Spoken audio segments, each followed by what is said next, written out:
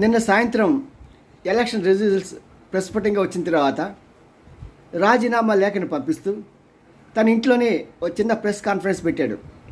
దీంట్లో బ్యాన్ చేసిన ఆ 3 పత్రికలు తప్పించి దేశంలో ఉన్న పత్రికలన్నింటినీ పిలిపించి నేను ఇన్నిన్ని డబ్బులు ఇచ్చాను కదా, ఈ ప్రజలు నన్ను ఎందుకు మర్చిపోయారు, ఈ అక్క చెల్లెలు అన్నదమ్ములు అవ్వ తాత అందరూ నన్ను ఎందుకు మర్చిపోయారు, నాకు ఎందుకు ఇంత అన్యాయం చేశారని చెప్పి గోల్ చేశారు పాపం. ఆయన బాధపడుతూ నిజమే ఈయన ఒక సంగతి మర్చిపోయినట్లున్నారండి.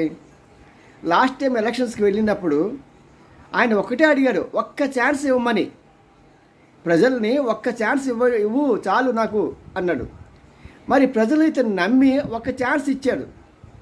మరి నువ్వు అడిగింది ఒక్క ఛాన్సే కదా, వాళ్ళు ఒక్క ఛాన్స్ ఇచ్చిన తర్వాత ఛాన్స్ వేరే ఇంకోళ్ళకి ఇచ్చారు. దీనిలో వాళ్ళు మనం నిందించడం మంచిది